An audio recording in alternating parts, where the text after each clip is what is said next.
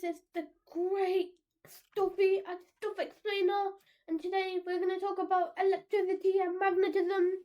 So let's get started. Wait, what? That's a lot! That's even more subjects to have at school. Oh no, this is going to take a long time. Okay, so electricity and magnetism. So magnetism can produce electricity, and electricity can produce magnetism. Very cool. So when charges from one piece of matter interact with this from another piece of matter, they both produce both electric and magnetic forces. Very cool. So what is electricity? Well, electricity is the interaction of electric charges. So electric charges are a fundamental property of protons, which have a positive charge, and electrons, which have a negative charge, which make up every single atom. So do you know why you can't trust an atom? They make up everything. How are you supposed to trust them? Okay, positive and negative charges are the two types of electrical charges. Protons possess a positive charge. I just said that, but electrons carry a negative charge. Well, if you're wondering why neutrons have what charge neutrons have, well, they have no charge. Imagine being a neutron. So boring. So, law of electric charges. Wow, I love laws.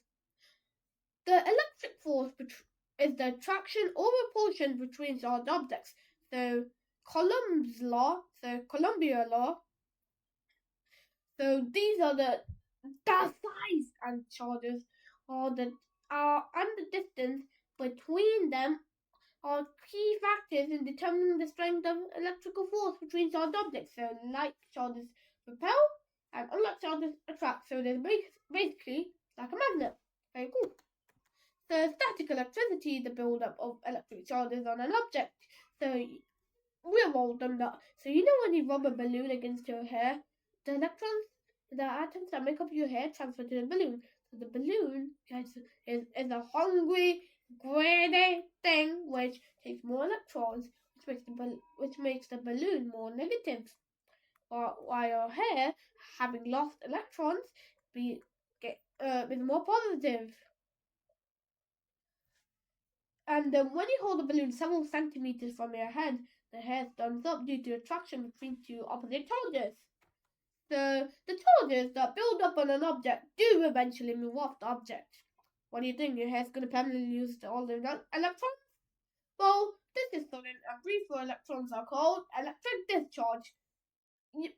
Everyone hasn't gotten this. Have you ever received a shock when you touch a metal doorknob after shuffling your feet on the carpet? I definitely have. A lot of times. This is an example of electric discharge on a small scale. Can you think of an example of electric discharge on a large scale? Here's a hint. Insert clip of lightning. Wow, I wonder what lightning is. Wow, I've surely never seen lightning. Well, it's just like that one on a larger scale. Electric current. Current electricity is a continuous flow of electric charge. Current is defined as the quantity of charge that flows past a given point per unit of time. The standard unit of measurement for current is the ampere. I can't pronounce it properly, so I'm going to call it the A. So direct current, DC, not the common current, okay, is a type of current where the charge is in one direction only. Battery is an example of a direct current, so it's alternating current, AC. Air conditioners.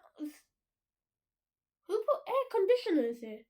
Oh, it's alternating current. I'm getting more stupid. Well, a type of electric current that flows in one direction, then in the reverse direction repeatedly. The electric current supplied by a power company's homes is an example of AC. Not air conditioners.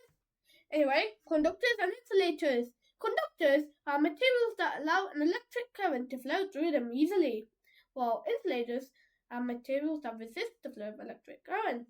So insulators don't allow them to pass, basically. So examples of insulators are rubber, glass, plastic, air, wood, and paper, or examples of conductors are metals such as copper, aluminium, silver, and gold. You know gold is the most is the most fastest conductor in the periodic table, and copper is second. Water, when it contains dissolved salts or other charged particles. Graphite found in pencils and the human body. It can conduct small amounts of electric current. That's why it gets shocked. Positive circuit, energy source. The energy source is the energy source. The load is the thing that consumes electricity, and the wires is the things that carry the electricity or current, and the switch. You can turn it on and off. It opens the circuit and closes the circuit. Very nice. The types of circuits. Circuits flow through a closed current flows through a closed circuit. I wonder why I get them mixed up. They're definitely not very similar. A loop with no brakes, but an open circuit has a brake and stops the current flow. There are several options for connecting the multiple loads in a circuit. Here are two of the most common approaches. Series circuit. This involves connecting the loads in a line of series and allowing the current to form one load to another in a single path. Parallel circuit. Here the loads divide the current amount of the different devices, creating a parallel connection. Very cool. Ohm's laws. Wow, I can't pronounce it. What would be a good name? Oh, it's not Ohm, it's Ohio law. Brain rot be like. Okay, Ohio law describes the relationship between an electric current and a voltage in a conductor, stating that the amount of electric current flowing through the conductor is directly proportional to the voltage causing the current to flow. So I is the current measured in amperes, V is the voltage measured in volts, and R is the resistance of the conductor measured in ohms, which Ohio's. Divide V by R to find the current and divide V by I to find resistance. So what is magnetism? Magnetism is a force that can attract or repel certain materials like iron, cobalt, nickel, steel, all of them. And is caused by the movements of electrical charges within certain objects like magnets and electric currents. Magnets attract iron, cobalt, nickel, steel, and have two poles, a negative one and a positive one.